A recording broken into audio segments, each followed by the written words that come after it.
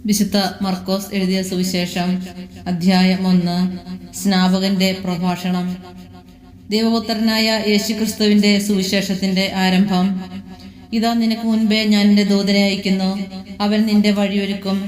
മരുഭൂമിയിൽ വിളിച്ചു പറയുന്നവന്റെ ശബ്ദം, കർത്താവിന്റെ വഴിയൊരുക്കുവിൻ, അവന്റെ പാത നേരെയാക്കുവിനെന്ന് യേശയ്യാ പ്രവാചകന്റെ ഗ്രന്ഥത്തിൽ എഴുതപ്പെട്ടിരിക്കുന്നത് പോലെ പാപമോചനത്തിനുള്ള അനുതാപത്തിന്റെ ജ്ഞാനസ്നാനം പ്രസംഗിച്ചുകൊണ്ട് സ്നാപക യോഹന്നാൻ മരുഭൂമിയിൽ പ്രത്യക്ഷപ്പെട്ടു.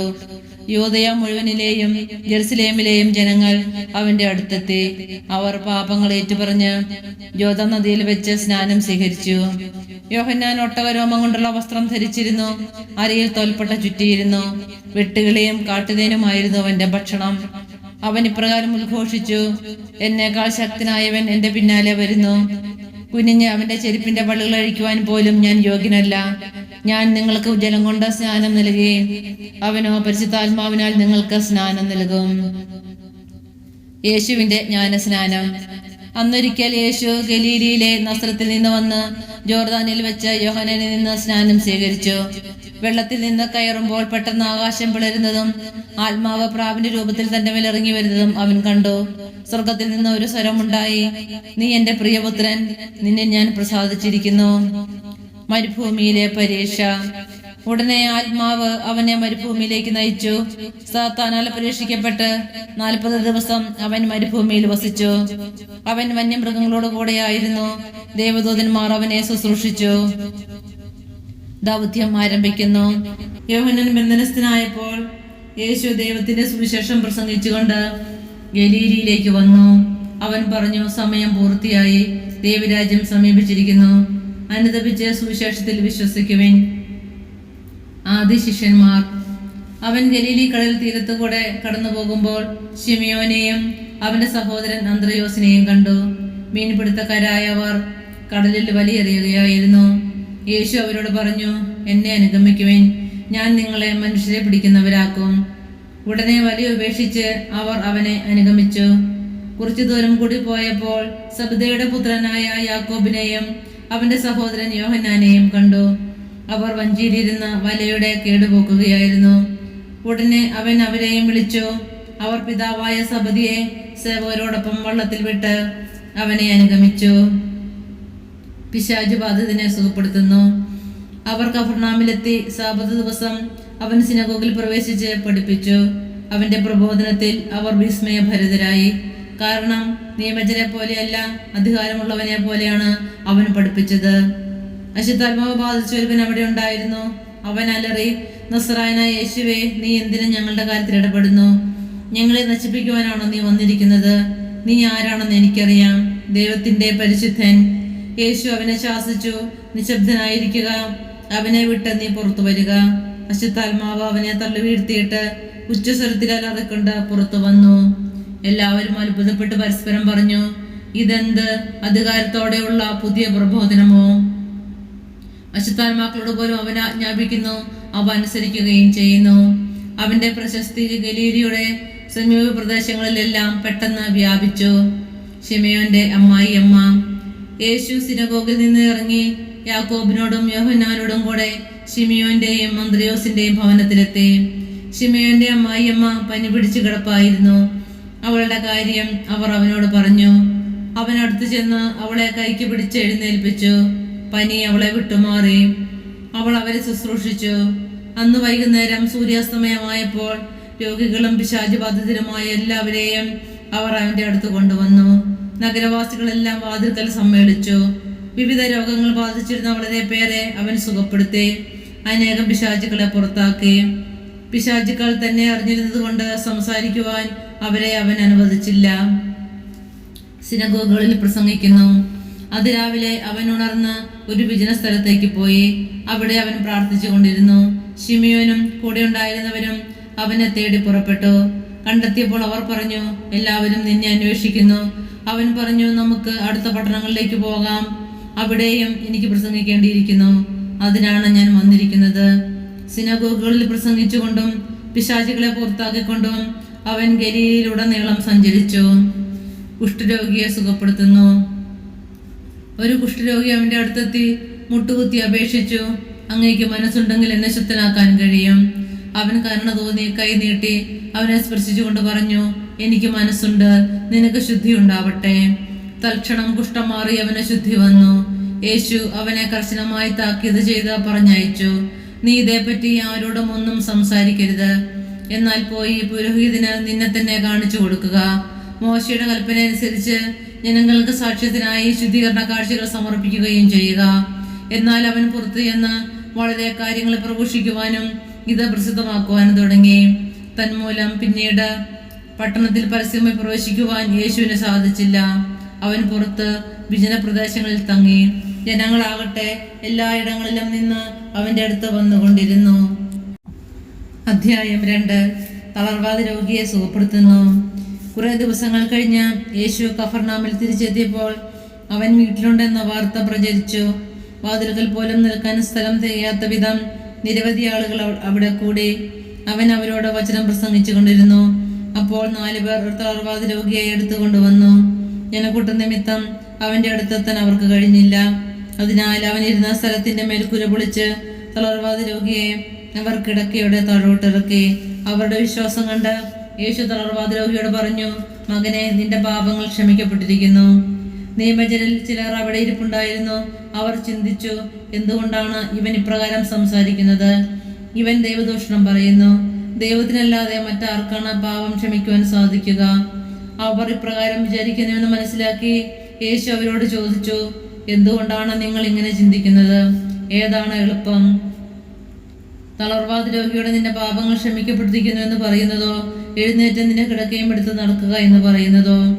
എന്നാൽ ഭൂമിയിൽ പാപങ്ങൾ ക്ഷമിക്കാൻ മനുഷ്യപുത്രന് അധികാരമുണ്ടെന്ന് നിങ്ങൾ അറിയേണ്ടതിന് അവൻ തളർവാദ രോഗിയോട് പറഞ്ഞു, ഞാൻ നിന്നോട് പറയുന്നു, എഴുന്നേറ്റ് നിന്റെ കിടക്കയും എടുത്ത് വീട്ടിലേക്ക് പോവുക. തൽക്ഷണം അവൻ എഴുന്നേറ്റ് കിടക്കയും എടുത്ത് എല്ലാവരും കാണുകെ പുറത്തേക്ക് പോയി. എല്ലാവരും വിസ്മയിച്ചു. ഇതുപോലൊന്ന് ഞങ്ങൾ ഒരിക്കലും കണ്ടിട്ടില്ല എന്ന് പറഞ്ഞ് അവർ ദൈവത്തെ മഹത്വപ്പെടുത്തി. ലേവിയെ വിളിക്കുന്നു. യേശു വീണ്ടും കടൽ തീരത്തേക്ക് പോയി. ജനക്കൂട്ടം അവന്റെ അടുത്തെത്തി.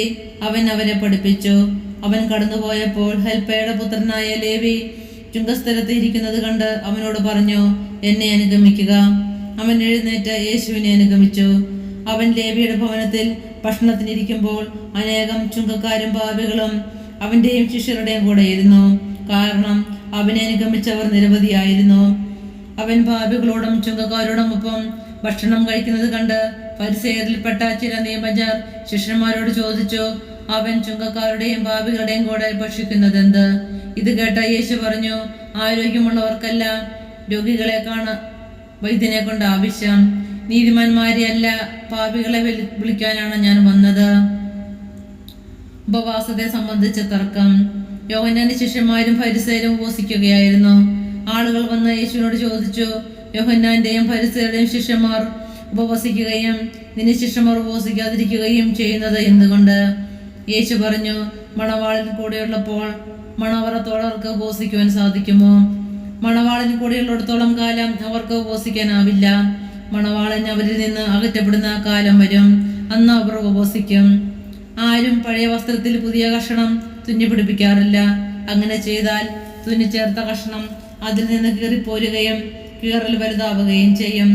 ആരും പുതിയ വീഞ്ഞ് പഴയ തോൽക്കുടങ്ങളിൽ ഒഴിച്ചു വെക്കാറില്ല. അങ്ങനെ ചെയ്താൽ തോൽക്കുടങ്ങൾ പിളരുകയും വീഞ്ഞും തോൽക്കുടങ്ങളും നഷ്ടപ്പെടുകയും ചെയ്യും. പുതിയ വീഞ്ഞ് പുതിയ തോൽക്കുടങ്ങൾ വേണം. സാബത്ത് ആചരണത്തെക്കുറിച്ച് വിവാദം. ഒരു സാബത്ത് ദിവസം അവൻ മെളിഞ്ഞു കിടക്കുന്ന വയലിലൂടെ കടന്നു പോവുകയായിരുന്നു.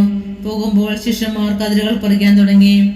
ഫരിസേയർ അവനോട് പറഞ്ഞു, സാബത്തിൽ നിഷിദ്ധമായത് അവർ ചെയ്യുന്നത് എന്തുകൊണ്ട്? അവൻ ചോദിച്ചു, ദാവീദും അനുചരന്മാരും കൈവശമൊന്നുമില്ലാതെ വിശന്ന് വരഞ്ഞപ്പോൾ എന്ത് ചെയ്തുവെന്ന് നിങ്ങൾ വായിച്ചിട്ടില്ലേ? അബിയാഥാർ പ്രധാന പുരോഹിതനായിരിക്കെ ദാവീദ് ദേവാലയത്തിൽ പ്രവേശിച്ച് പുരോഹിതന്മാർക്കല്ലാതെ മറ്റാർക്കും ഭക്ഷിക്കുവാൻ അനുവാദമില്ലാത്ത കാഴ്ചയപ്പം ഭക്ഷിക്കുകയും കൂടെ ഉണ്ടായിരുന്നവർക്ക് കൊടുക്കുകയും ചെയ്തില്ലേ? അവൻ അവരോട് പറഞ്ഞു, സാബത്ത് മനുഷ്യന് വേണ്ടിയാണ്, മനുഷ്യൻ സാബത്തിന് വേണ്ടിയല്ല. മനുഷ്യപുത്രൻ സാബത്തിന്റെയും കർത്താവാണ്. അധ്യായം 3. സാബത്തിൽ രോഗശാന്തി. യേശു വീണ്ടും സിനഗോഗിൽ പ്രവേശിച്ചു. കൈ ശോഷിച്ച ഒരാൾ അവിടെ ഉണ്ടായിരുന്നു. യേശുവിൽ കുറ്റം ആരോപിക്കുന്നതിന് വേണ്ടി സാപത്തിൽ അവൻ രോഗശാന്തി നൽകുമോ എന്നറിയുവാൻ അവർ ഉറ്റുനോക്കിക്കൊണ്ടിരുന്നു. കൈ ശോഷിച്ചവനോട് അവൻ പറഞ്ഞു, എഴുന്നേറ്റ് നടുവിലേക്ക് വരൂ. അനന്തരം അവൻ അവരോട് ചോദിച്ചു, സാപത്തിൽ നന്മ ചെയ്യുന്നതോ തിന്മ ചെയ്യുന്നതോ, ജീവൻ രക്ഷിക്കുന്നതോ നശിപ്പിക്കുന്നതോ ഏതാണ് നിയമാനുസൃതം? അവർ നിശബ്ദരായിരുന്നു. അവരുടെ ഹൃദയകാഠിന്യത്തിൽ ദുഃഖിച്ച് അവരെ ക്രോധത്തോടെ നോക്കിക്കൊണ്ട് യേശു അവരോട് പറഞ്ഞു, കൈ നീട്ടുക. അവൻ കൈ നീട്ടി, അത് സുഖപ്പെട്ടു. ഫരിസയർ ഉടനെ പുറത്തേക്ക് ഇറങ്ങി യേശുവിനെ നശിപ്പിക്കുവാൻ വേണ്ടി ഹെരോദാവ് പക്ഷക്കാരുമായി ആലോചന നടത്തി. കടൽ തീരത്തെ അത്ഭുതങ്ങൾ. യേശു ശിഷ്യന്മാരോടുകൂടെ കടൽ തീരത്തേക്ക് പോയി. ഗലീലയിൽ നിന്ന് ഒരു വലിയ ജനക്കൂട്ടം അവനെ അനുഗമിച്ചിരുന്നു. യൂദ, ജെറുസലേം, ഇദമയ എന്നിവിടങ്ങളിൽ നിന്നും, ജോർദാന്റെ മറുകര നിന്നും, ടയർ, സീദോൻ എന്നിവയുടെ പരിസരങ്ങളിൽ നിന്നും ധാരാളം ആളുകൾ അവന്റെ പ്രവർത്തികളെ കുറിച്ച് കേട്ട് അവന്റെ അടുത്തെത്തി. ആൾത്തിരക്കിൽപ്പെട്ട ഞെരുങ്ങാതിരിക്കുന്നതിന് അവൻ ശിഷ്യന്മാരുടെ ഒരു വള്ളം ഒരുക്കി നിർത്താൻ ആവശ്യപ്പെട്ടു.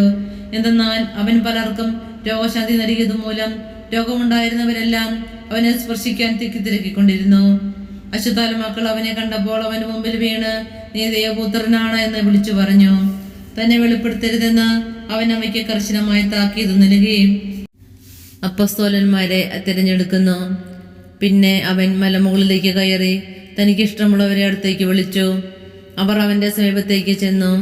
തന്നോടുകൂടി ആയിരിക്കുന്നതിനും പ്രസംഗിക്കാൻ അയക്കുന്നതിനും പിശാചുക്കളെ ബഹിഷ്കരിക്കാൻ അധികാരം നൽകുന്നതിനുമായി അവൻ 12 പേരെ നിയോഗിച്ചു. അവർ പത്രോസ് എന്നവൻ പേര് നൽകിയ ശിമിയോൻ, ഇടിമുഴക്കത്തിന്റെ പുത്രന്മാർ എന്നർത്ഥമുള്ള ബൊവനേർഗസ് എന്ന പേര് നൽകിയ സെബദി പുത്രന്മാരായ യാക്കോബും സഹോദരൻ യോഹന്നാനും, അന്ത്രയോസ്, പീലിപ്പോസ്, ബർത്തലോമ്യ, മത്തായി, തോമസ്, ഹെൽപ്പയുടെ പുത്രൻ യാക്കോബ്, തദേവൂസ്, കാനാൻകാരനായ ശിമിയോൻ, യേശുവിനെ ഒറ്റുകൊടുത്ത യൂദാസ് കറിയോത്ത, യേശുവും ബെൽസെബൂലും. അനന്തരം അവൻ ഒരു ഭവനത്തിൽ പ്രവേശിച്ചു. ജനങ്ങൾ വീണ്ടും വന്നു കൂടിക്കൊണ്ടിരുന്നു. തന്മൂലം ഭക്ഷണം കഴിക്കുവാൻ പോലും അവർക്ക് കഴിഞ്ഞില്ല. അവന്റെ സ്വന്തക്കാർ ഇത് കേട്ട് അവനെ പിടിച്ചുകൊണ്ടു പോകുവാൻ പുറപ്പെട്ടു. കാരണം അവന് സുബോധം നഷ്ടപ്പെട്ടിരിക്കുന്നുവെന്ന് അവർ കേട്ടിരുന്നു. ജെറുസലേമിൽ നിന്ന് വന്ന നിയമജ്ഞർ പറഞ്ഞു, അവനെ ബെൽസെബൂൽ ആവേശിച്ചിരിക്കുന്നു. പിശാചുകളുടെ തലവനെ കൊണ്ടാണ് അവൻ പിശാചുകളെ പുറത്താക്കുന്നത്. അവൻ അവരെ അടുത്ത് വിളിച്ച് ഉമ്മകൾ വഴി അവരോട് പറഞ്ഞു, സാത്താനെ എങ്ങനെയാണ് സാത്താനെ പുറത്താക്കാനും കഴിയുക? അന്ധചിത്രമുള്ള രാജ്യം നിലനിൽക്കുകയില്ല, അന്ധചിത്രമുള്ള ഭവനവും നിലനിൽക്കുകയില്ല. സാത്താൻ തനിക്ക് തന്നെ എതിരായി തല ഉയർത്തുകയും ഭിന്നിക്കുകയും ചെയ്താൽ അവന് നിലനിൽക്കുക സാധ്യമല്ല. അത് അവന്റെ അവസാനമായിരിക്കും. ശക്തനായ ഒരുവന്റെ ഭവനത്തിൽ പ്രവേശിച്ച് വസ്തുക്കൾ കവർച്ച ചെയ്യണമെങ്കിൽ ആദ്യമേ അവനെ ബന്ധിക്കണം. അതിനുശേഷമേ കവർച്ച നടത്താൻ കഴിയൂ. സത്യമായി ഞാൻ നിങ്ങളോട് പറയുന്നു, മനുഷ്യമക്കളെല്ലാ പാപങ്ങളും അവർ പറയുന്ന ദൂഷണങ്ങളും ക്ഷമിക്കപ്പെടും. എന്നാൽ പരിശുദ്ധാത്മാവിനെതിരായി ദൂഷണം പറയുന്നവന് ഒരു കാലത്തും പാപത്തിൽ നിന്ന് മോചനമില്ല. അവൻ നിത്യപാപത്തിന് ഉത്തരവാദിയാകും. അവൻ ഇങ്ങനെ പറഞ്ഞത് തനിക്ക് അശുദ്ധാത്മാവുണ്ട് എന്ന് അവർ പറഞ്ഞതിനാലാണ്. യേശുവിൻ്റെ അമ്മയും സഹോദരരും. അവന്റെ അമ്മയും സഹോദരന്മാരും വന്ന് പുറത്തു നിന്നുകൊണ്ട് അവനെ വിളിക്കാൻ ആളയച്ചു. ജനക്കൂട്ടം അവന് ചുറ്റും ഇരിക്കുകയായിരുന്നു. അവർ പറഞ്ഞു, നിന്റെ അമ്മയും സഹോദരന്മാരും സഹോദരിമാരും നിന്നെ കാണാൻ പുറത്തു നിൽക്കുന്നു. അവൻ ചോദിച്ചു, ആരാണ് എൻ്റെ അമ്മയും സഹോദരങ്ങളും? ചുറ്റുമിരിക്കുന്നവരെ നോക്കിക്കൊണ്ട് അവൻ പറഞ്ഞു, ഇതാ എൻ്റെ അമ്മയും എൻ്റെ സഹോദരങ്ങളും.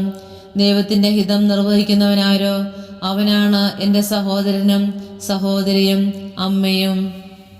അധ്യായം 4. വിതക്കാരൻ്റെ ഉപമ. കടൽ തീരത്ത് വെച്ച് യേശു വീണ്ടും പഠിപ്പിക്കാൻ തുടങ്ങി. വളരെ വലിയൊരു ജനാവലി അവന് ചുറ്റും കൂടി. അതിനാൽ കടലിൽ കിടന്ന ഒരു വഞ്ചിയിൽ അവൻ കയറിയിരുന്നു. ജനങ്ങളെല്ലാം കരയിൽ കടലിന്റെ അഭിമുഖമായി നിന്നു. അവൻ ഉപമകൾ വഴി പല കാര്യങ്ങൾ അവരെ പഠിപ്പിച്ചു. അവരെ ഉപദേശിച്ചുകൊണ്ട് അവൻ പറഞ്ഞു, കേൾക്കുവിൻ. ഒരു വിതക്കാരൻ വിതയ്ക്കാൻ പുറപ്പെട്ടു. വിതച്ചപ്പോൾ വിത്തുകളിൽ ചിലത് വഴിയരികിൽ വീണു. പക്ഷികൾ വന്ന് അവ തിന്നുകളഞ്ഞു. മറ്റു ചിലത് മണ്ണധികമില്ലാത്ത പാറപ്പുറത്ത് വീണു. മണ്ണിന് ആഴമില്ലാതിരുന്നതിനാൽ അത് പെട്ടെന്ന് മുളച്ചു പൊങ്ങി. സൂര്യൻ ഉദിച്ചപ്പോൾ അത് വെയിലേറ്റ് വാടുകയും വേരില്ലാതിരുന്നതിനാൽ കരിഞ്ഞു പോവുകയും ചെയ്തു. വേറെ ചിലത് മുൾച്ചെടികൾക്കിടയിൽ വീണു. മുൾച്ചെടികൾ വളർന്ന് അതിനെ ഞെരുക്കിക്കളഞ്ഞു. അത് ഫലം പുറപ്പെടുവിച്ചില്ല. ശേഷിച്ച വിത്തുകൾ നല്ല മണ്ണിൽ പതിച്ചു. അവ തഴച്ചു വളർന്ന് 30 മേനിയും 60 മേനിയും 100 മേനിയും ഫലം വിളയിച്ചു. അവൻ പറഞ്ഞു, കേൾക്കാൻ ചെവിയുള്ളവൻ കേൾക്കട്ടെ. ഉപമകളുടെ ഉദ്ദേശം. അവൻ തനിച്ചായപ്പോൾ 12 പേരും കൂടെയുണ്ടായിരുന്ന മറ്റുള്ളവരും ഉപമകളെ കുറിച്ച് അവനോട് ചോദിച്ചു. അവൻ പറഞ്ഞു, ദൈവരാജ്യത്തിന്റെ രഹസ്യം നിങ്ങൾക്കാണ് നൽകപ്പെട്ടിരിക്കുന്നത്. പുറത്തുള്ളവർക്കാകട്ടെ എല്ലാ ഉപമകളിലൂടെ മാത്രം.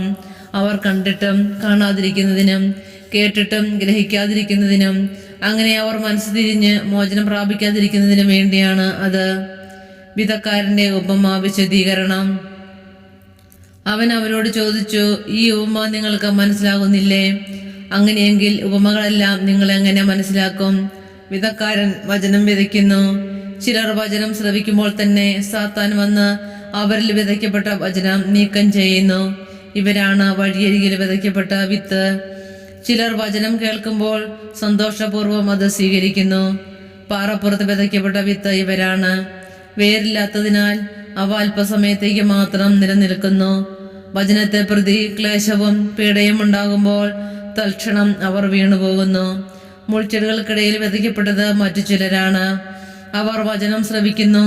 എന്നാൽ ലൗകിക വ്യഗ്രതയും ധനത്തിന്റെ ആകർഷണവും മറ്റു വസ്തുക്കൾക്ക് വേണ്ടിയുള്ള ആഗ്രഹവും അവരിൽ കടന്നുകൂടി വചനത്തെ ഞെരുക്കുകയും അത് ഫലശൂന്യമാവുകയും ചെയ്യുന്നു.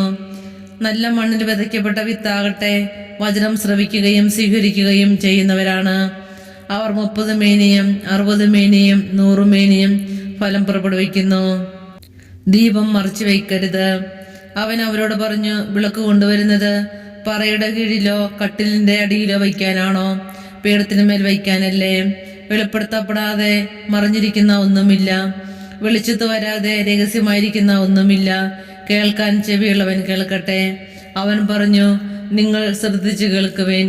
നിങ്ങൾ അളക്കുന്ന അളവിൽ തന്നെ നിങ്ങൾക്ക് അളന്നു കിട്ടും, കൂടുതലും ലഭിക്കും.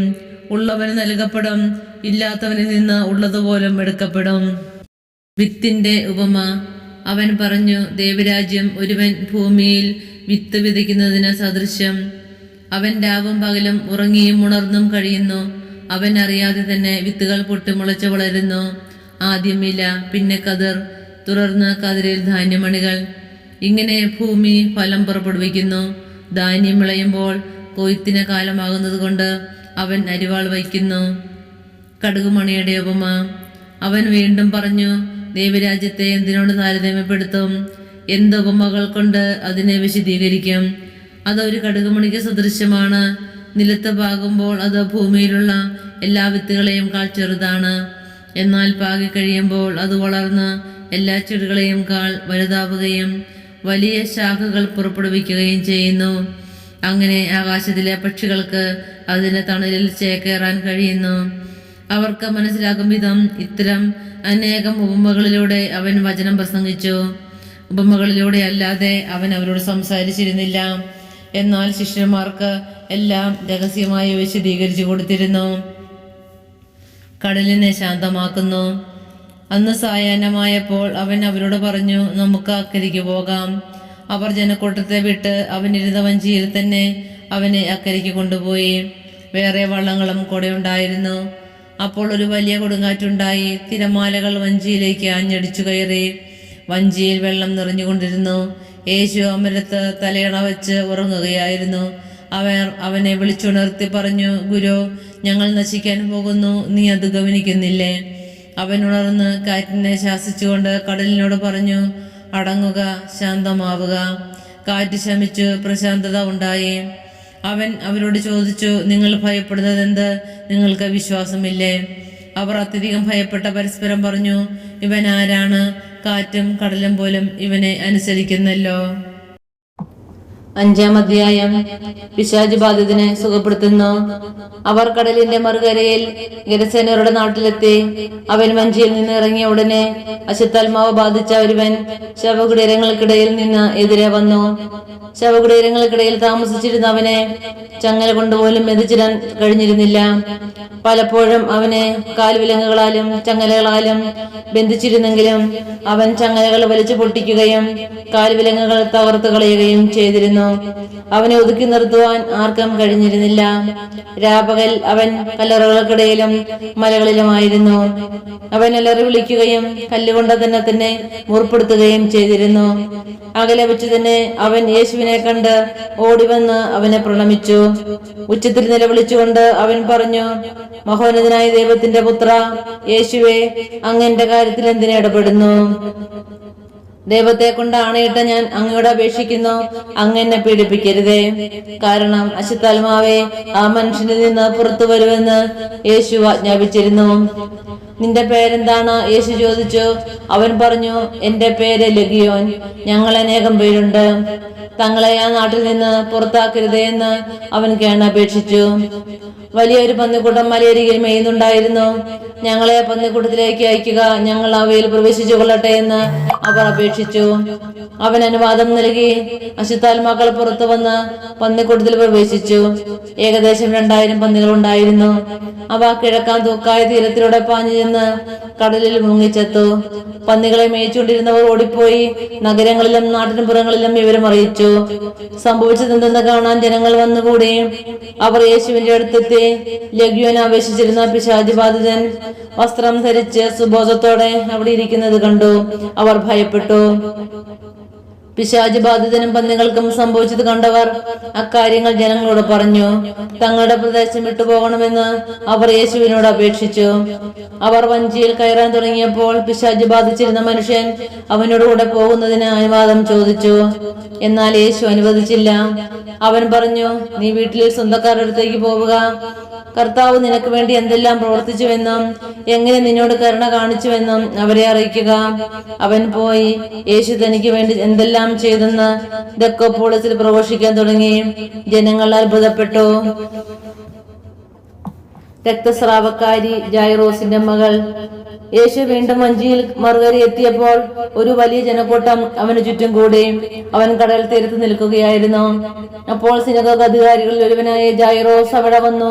അവൻ യേശുവിനെ കണ്ട് കാൽക്കൽ വീണ് അപേക്ഷിച്ചു, എന്റെ കൊച്ചുമകൾ മരിക്കറായി കിടക്കുന്നു. അങ്ങ് വന്ന് അവളുടെ മേൽ കൈകൾ വെച്ച് രോഗം മാറ്റി അവളെ ജീവിപ്പിക്കണമേ. യേശു അവന്റെ കൂടെ പോയി. വലിയൊരു ജനക്കൂട്ടം തിങ്ങി ഞെരുങ്ങി പിന്തുടർന്നു. 12 വർഷമായി രക്തസ്രാവമുള്ള ഒരു സ്ത്രീ ഉണ്ടായിരുന്നു. പല വൈദ്യന്മാരുടെ അടുത്ത് പോയി വളരെ കഷ്ടപ്പെടുകയും കൈവശമുള്ളതെല്ലാം ചെലവഴിക്കുകയും ചെയ്തിട്ടും അവളുടെ സ്ഥിതി മെച്ചപ്പെടുകയല്ല, കൂടുതൽ മോശമാവുകയാണ് ചെയ്തത്. അവൾ യേശുവിനെ കുറിച്ച് കേട്ടിരുന്നു. ജനക്കൂട്ടത്തിനിടയിലൂടെ അവൾ അവന്റെ പിന്നിൽ ചെന്ന് വസ്ത്രത്തിൽ സ്പർശിച്ചു. അവന്റെ വസ്ത്രത്തിൽ ഒന്ന് തൊട്ടാൽ മാത്രം മതി, ഞാൻ സുഖം പ്രാപിക്കും എന്ന് അവൾ വിചാരിച്ചിരുന്നു. തൽക്ഷണം അവളുടെ രക്തസ്രാവം നിലച്ചു. താൻ രോഗമുക്തിയായിരിക്കുന്നുവെന്ന് അവൾക്ക് ശരീരത്തിൽ അനുഭവപ്പെട്ടു. യേശുവാകട്ടെ തന്നിൽ നിന്ന് ശക്തി പുറപ്പെട്ടെന്നറിഞ്ഞ് പെട്ടെന്ന് ജനക്കൂട്ടത്തിന് നേരെ തിരിഞ്ഞു ചോദിച്ചു, ആരാണ് എന്റെ വസ്ത്രത്തിൽ സ്പർശിച്ചത്? ശിഷ്യന്മാർ അവനോട് പറഞ്ഞു, ജനം മുഴുവൻ നിനക്ക് ചുറ്റും തിങ്ങിക്കൂടുന്നത് കാണുന്നില്ലേ? എന്നിട്ടും ആരാണ് എന്നെ സ്പർശിച്ചതെന്ന് നീ ചോദിക്കുന്നുവോ? ആരാണ് അത് ചെയ്തതെന്നറിയാൻ അവൻ ചുറ്റും നോക്കി. ആ സ്ത്രീ തനിക്ക് സംഭവിച്ചതറിഞ്ഞ് ഭയന്ന് പറിച്ച് അവന്റെ കാൽക്കൽ വീണ് സത്യം തുറന്നു പറഞ്ഞു. അവൻ അവളോട് പറഞ്ഞു, മകളെ, നിന്റെ വിശ്വാസം നിന്നെ രക്ഷിച്ചിരിക്കുന്നു. സമാധാനത്തോടുകൂടെ പോവുക, വ്യാധിയിൽ നിന്ന് വിമുക്തിയായിരിക്കുക.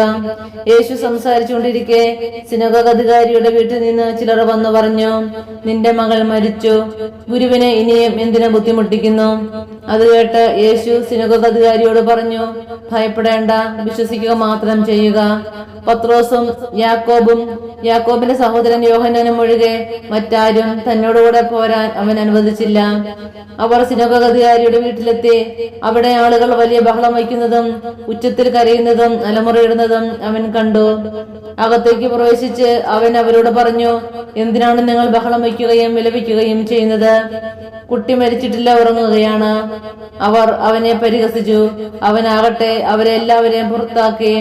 അനന്തരം പെൺകുട്ടിയുടെ മാതാപിതാക്കന്മാരെയും തന്റെ കൂടെ ഉണ്ടായിരുന്നവരെയും കൂട്ടിക്കൊണ്ട് അവളെ കിടത്തിയിരുന്നിടത്തേക്ക് അവൻ ചെന്നു. അവൻ അവളുടെ കൈക്ക് പിടിച്ചുകൊണ്ട്, ബാലിക എഴുന്നേൽക്കൂ എന്നർത്ഥമുള്ള തലീത്ത കും എന്ന് പറഞ്ഞു.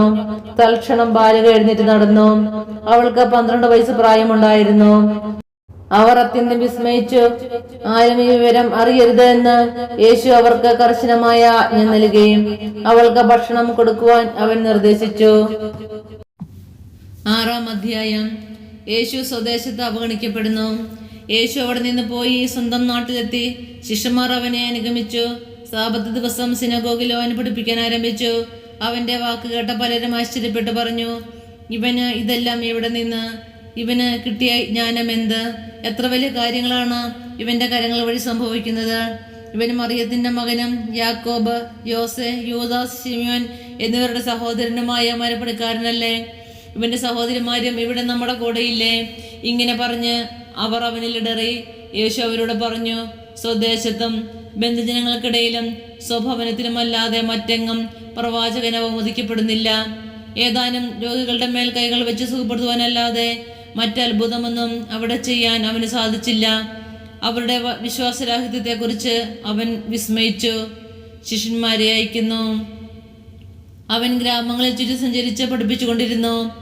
അവൻ തൻ്റെ 12 പേരെ അടുത്ത് വിളിച്ച് 2 പേരെ വീതം അയക്കാൻ തുടങ്ങി. അശുദ്ധാത്മാക്കളുടെ മേൽ അവർക്ക് അധികാരം കൊടുത്തു. അവൻ കൽപ്പിച്ചു, യാത്രയ്ക്ക് വടിയല്ലാതെ മറ്റൊന്നും, അപ്പമോ സഞ്ചിയോ അരപ്പട്ടയിൽ പണമോ കരുതരുത്. ചെരുപ്പ് ധരിക്കാം, 2 ഉടുപ്പുകൾ ധരിക്കരുത്. അവൻ തുടർന്നു, നിങ്ങൾ ഏതെങ്കിലും സ്ഥലത്ത് ഒരു വീട്ടിൽ പ്രവേശിച്ചാൽ അവിടെ വിട്ടുപോകുന്നതുവരെ ആ വീട്ടിൽ താമസിക്കുവിൻ. എവിടെയെങ്കിലും ജനങ്ങൾ നിങ്ങളെ സ്വീകരിക്കാതിരിക്കുകയോ നിങ്ങളുടെ വാക്കുകൾ ശ്രവിക്കാതിരിക്കുകയോ ചെയ്താൽ അവിടെ നിന്ന് പുറപ്പെടുമ്പോൾ അവർക്ക് സാക്ഷ്യത്തിനായി നിങ്ങളുടെ കാലിലെ പൊടി തട്ടിക്കളയുവിൻ. ശിഷ്യന്മാർ പുറപ്പെട്ട് ജനങ്ങളോട് അനുതപിക്കണമെന്ന് പ്രസംഗിച്ചു. അനേകം പിശാചുകളെ പുറത്താക്കി, അനേകം രോഗികളെ തൈലം പൂശി സുഖപ്പെടുത്തി. സ്നാപകയോഹന്നാന്റെ ശിരച്ഛേദം. ഹെരോദാസ് രാജാവും ഇക്കാര്യങ്ങൾ കേട്ടു. യേശുവിന്റെ പേര് പ്രസിദ്ധമായി കഴിഞ്ഞിരുന്നു. ചിലർ പറഞ്ഞു, സ്നാപകയോഹന്നാൻ മരിച്ചവരിൽ നിന്ന് ഉയർപ്പിക്കപ്പെട്ടിരിക്കുന്നു, അതുകൊണ്ടാണ് അത്ഭുതകരമായ ശക്തികൾ ഇവനിൽ പ്രവർത്തിക്കുന്നത്. മറ്റു ചിലർ പറഞ്ഞു, ഇവൻ ഏലിയാണ്. വേറെ ചിലർ പറഞ്ഞു, പ്രവാചകരിൽ ഒരുവനെ പോലെ ഇവനും ഒരു പ്രവാചകനാണ്. എന്നാൽ ഇതെല്ലാം കേട്ടപ്പോൾ ഹെരോദാസ് പ്രസ്താവിച്ചു, ഞാൻ ശിരച്ഛേദം ചെയ്ത യോഹന്നാൻ ഉയർപ്പിക്കപ്പെട്ടിരിക്കുന്നു. ഹെരോദാസ് ആളയച്ച് യോഹന്നാനെ പിടിപ്പിക്കുകയും കാരാഗ്രഹത്തിൽ ബന്ധിക്കുകയും ചെയ്തിരുന്നു. സ്വന്തം സഹോദരനായ ഫിലിപ്പോസിന്റെ ഭാര്യ ഹെറോദ്യ നിമിത്തമാണ് അവൻ ഇങ്ങനെ ചെയ്തത്. അവൻ അവളെ വിവാഹം ചെയ്തിരുന്നു. യോഹന്നാൻ ഹെരോദാസിനോട് പറഞ്ഞു, സഹോദരന്റെ ഭാര്യയെ നീ സ്വന്തമാക്കുന്നത് നിഷിദ്ധമാണ്. തന്മൂലം ഹെരോദ്യയ്ക്ക് യോഹന്നാനോട് വിരോധം തോന്നി. അവനെ വധിക്കാൻ അവൾ ആഗ്രഹിച്ചു, എന്നാൽ അവൾക്ക് സാധിച്ചില്ല. എന്തെന്നാൽ യോഹന്നാൻ നീതിമാനും വിശുദ്ധനുമാണെന്ന് അറിഞ്ഞിരുന്നത് കൊണ്ട് ഹെരോദാസ് അവനെ ഭയപ്പെട്ടു സംരക്ഷണം നൽകിപ്പോന്നു. അവന്റെ വാക്കുകൾ അവനെ അസ്വസ്ഥനാക്കിയിരുന്നുവെങ്കിലും അവന് പറയുന്നതെല്ലാം സന്തോഷത്തോടെ കേൾക്കുമായിരുന്നു. ഹെരോദാസ് തന്റെ ജന്മദിനത്തിൽ രാജ്യസേവകന്മാർക്കും സഹസ്രാധിപന്മാർക്കും ഗലീലയിലെ പ്രമാണികൾക്കും വിരുന്ന് നൽകിയപ്പോൾ ഹെരോദ്യയ്ക്ക് അനുകൂലമായ ഒരവസരം വന്നു ചേർന്നു. അവളുടെ മകൾ വന്ന് നൃത്തം ചെയ്ത് ഹെരോദാസിനെയും അതിഥികളെയും പ്രീതിപ്പെടുത്തി. രാജാവ് പെൺകുട്ടിയോട് പറഞ്ഞു, നീ ആഗ്രഹിക്കുന്നത് എന്തും ചോദിച്ചു കൊള്ളുക, അത് ഞാൻ നിനക്ക് തരും. അവൻ അവളോട് ശപഥം ചെയ്തു പറഞ്ഞു, നീ എന്തു തന്നെ ചോദിച്ചാലും എൻ്റെ രാജ്യത്തിൻ്റെ പകുതി പോലും ഞാൻ നിനക്ക് തരും. അവൾ പോയി അമ്മയോട് ചോദിച്ചു, ഞാൻ എന്താണ് ആവശ്യപ്പെടേണ്ടത്? അമ്മ പറഞ്ഞു, സ്നാപകയോഹന്നാന്റെ ശിരസ്. അവൾ ഉടനെ അകത്ത് വന്ന് രാജാവിനോട് ആവശ്യപ്പെട്ടു, ഇപ്പോൾ തന്നെ സ്നാപകയോഹന്നാന്റെ ശിരസ് ഒരു തളുകയിൽ വെച്ച് എനിക്ക് തരണമെന്ന് ഞാൻ ആഗ്രഹിക്കുന്നു. രാജാവ് അതീവ ദുഃഖിതനായി. എങ്കിലും തന്റെ ശബ്ദത്തെ പ്രതിയും അതിഥികളെ വിചാരിച്ചും അവളുടെ ആഗ്രഹം നിരസിക്കുവാൻ അവന് തോന്നിയില്ല. അവന്റെ തല കൊണ്ടുവരാൻ ആജ്ഞാപിച്ച് ഒരു സേവകനെ രാജാവ് ഉടനെ അയച്ചു. അവൻ കാരാഗ്രഹത്തിൽ ചെന്ന് യോഹന്നാന്റെ തല വെട്ടിയെടുത്തു. അതൊരു തളികയിൽ വെച്ചു കൊണ്ടുവന്നു പെൺകുട്ടിക്ക് കൊടുത്തു. അവൾ അത് അമ്മയെ ഏൽപ്പിച്ചു. ഈ വിവരമറിഞ്ഞ യോഹന്നാന്റെ ശിഷ്യന്മാർ വന്ന് മൃതദേഹം കല്ലറയിൽ സംസ്കരിച്ചു. അപ്പം വർദ്ധിപ്പിക്കുന്നു. അപ്പോസ്തലന്മാർ യേശുവിന്റെ അടുത്ത് ഒരുമിച്ച് കൂടി തങ്ങൾ ചെയ്തതും പഠിപ്പിച്ചതും അറിയിച്ചു. അനേകം ആളുകൾ അവിടെ വരികയും പോവുകയും ചെയ്തിരുന്നു. ഭക്ഷണം കഴിക്കാൻ പോലും അവർക്ക് ഒഴിവ് കിട്ടിയിരുന്നില്ല. അതിനാൽ അവൻ പറഞ്ഞു, നിങ്ങൾ ഒരു വിജന സ്ഥലത്തേക്ക് വരുവിൻ, അല്പം വിശ്രമിക്കാം. അവർ വഞ്ചിയിൽ കയറി ഒരു വിജന സ്ഥലത്തേക്ക് പോയി. പലരും അവരെ കാണുകയും തിരിച്ചറിയുകയും ചെയ്തു. എല്ലാ പട്ടണങ്ങളിലും നിന്ന് ജനങ്ങൾ കരവഴിയോടി അവർക്ക് മുൻപേ അവിടെ എത്തി. അവർ കരയ്ക്കിറങ്ങിയപ്പോൾ വലിയൊരു ജനക്കൂട്ടത്തെ കണ്ടു. അവരോട് അവന് അനുകമ്പ തോന്നി, കാരണം അവർ ഇടയനില്ലാത്ത ആട്ടിനും പറ്റം പോലെയായിരുന്നു. അവൻ അവരെ പല കാര്യങ്ങളും പഠിപ്പിക്കാൻ തുടങ്ങി. നേരം വൈകിയപ്പോൾ ശിഷ്യന്മാർ അവന്റെ അടുത്ത് വന്ന് പറഞ്ഞു, ഇതൊരു വിജന പ്രദേശമാണല്ലോ, സമയവും വൈകിയിരിക്കുന്നു. ചുറ്റുമുള്ള നാട്ടുമ്പുറങ്ങളിലും ഗ്രാമങ്ങളിലും ചെന്ന് എന്തെങ്കിലും വാങ്ങി ഭക്ഷിക്കുവാൻ അവരെ പറഞ്ഞയക്കുക. അവൻ പ്രതിവചിച്ചു, നിങ്ങൾക്ക് തന്നെ അവർക്ക് ഭക്ഷിക്കാൻ കൊടുക്കുവിൻ. അവർ പറഞ്ഞു, ഞങ്ങൾ ചെന്ന് 200 ദനാറയ്ക്ക് അപ്പം വാങ്ങിക്കൊണ്ടുവന്ന് അവർക്ക് ഭക്ഷിക്കാൻ കൊടുക്കട്ടെയോ? അവൻ ചോദിച്ചു, നിങ്ങളുടെ കൈവശം എത്ര അപ്പമുണ്ട്? ചെന്ന് നോക്കുവിൻ. അവർ ചെന്ന് നോക്കിയിട്ട് പറഞ്ഞു, 5 അപ്പവും 2 മീനും. പുൽത്തകടിയിൽ കൂട്ടം കൂട്ടമായി ഇരിക്കുവാൻ അവൻ ജനങ്ങൾക്ക് നിർദ്ദേശം നൽകി. 100ഉം 50ഉം വീതമുള്ള കൂട്ടങ്ങളായി അവർ ഇരുന്നു. അവൻ 5 അപ്പവും 2 മീനും എടുത്ത് സ്വർഗത്തിലേക്ക് നോക്കി കൃതജ്ഞതാ സ്തോത്രം ചെയ്ത് അപ്പം മുറിച്ചതിന് ശേഷം ജനങ്ങൾക്ക് വിളമ്പാൻ ശിഷ്യന്മാരെ ഏൽപ്പിച്ചു. ആ 2 മീനും അവൻ എല്ലാവർക്കുമായി വിഭജിച്ചു. അവരെല്ലാവരും ഭക്ഷിച്ച് തൃപ്തരായി. ബാക്കി വന്ന അപ്പക്കഷ്ണങ്ങളും മീനും 12 കുട്ടം നിറയെ അവർ ശേഖരിച്ചു. അപ്പം ഭക്ഷിച്ചവർ 5000 പുരുഷന്മാരായിരുന്നു. യേശു വെള്ളത്തിന് മീതെ നടക്കുന്നു. താൻ ജനക്കൂട്ടത്തെ പിരിച്ചുവിടുമ്പോഴേക്കും വഞ്ചിയിൽ കയറി തനിക്ക് മുൻപേ മറുകരയിലുള്ള ബേത്സയിദയിലേക്ക് പോകാൻ അവന് ശിഷ്യന്മാരെ നിർബന്ധിച്ചു. ആളുകളോട് യാത്ര പറഞ്ഞ ശേഷം അവൻ പ്രാർത്ഥിക്കുവാൻ മലയിലേക്ക് പോയി. വൈകുന്നേരമായപ്പോൾ വഞ്ചി നടുക്കടലിലായിരുന്നു. അവൻ തനിച്ച കരയിലും. അവർ വഞ്ചി തുഴഞ്ഞ അവശരായി എന്ന് അവൻ മനസ്സിലാക്കി, കാരണം കാറ്റ് പ്രതികൂലമായിരുന്നു. രാത്രിയുടെ 4-ാം യാമത്തിൽ അവൻ കടലിന് മീതെ നടന്ന് അവരുടെ അടുത്തെത്തി. അവരെ കടന്നു പോകാൻ ഭാവിച്ചു. അവൻ കടലിന് മീതെ നടക്കുന്നത് കണ്ട് അതൊരു ഭൂതമായിരിക്കുന്നു കരുതി അവർ നിലവിളിച്ചു. അവരെല്ലാവരും അവനെ കണ്ട് പരിഭ്രമിച്ചു പോയി. ഉടനെ അവൻ അവരോട് സംസാരിച്ചു, ധൈര്യമായിരിക്കുവിൻ, ഞാനാണ്, ഭയപ്പെടേണ്ട. അവൻ വഞ്ചിയിൽ കയറി. അപ്പോൾ കാറ്റ് ശമിച്ചു. അവർ ആശ്ചര്യഭരിതരായി, കാരണം അപ്പത്തെക്കുറിച്ച് അവർ ഗ്രഹിച്ചിരുന്നില്ല. അവരുടെ ഹൃദയം മന്ദീഭവിച്ചിരുന്നു. ഗനേസരത്തിലെ അത്ഭുതങ്ങൾ. അവർ കടൽ കടന്ന് ഗനേസരത്തിൽ എത്തി വഞ്ചി കരയ്ക്കടുപ്പിച്ചു.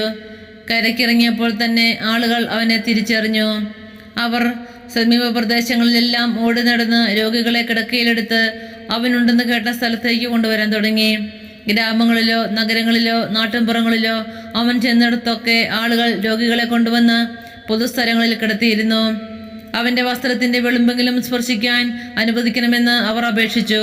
സ്പർശിച്ചവരെല്ലാം സുഖം പ്രാപിക്കുകയും ചെയ്തു.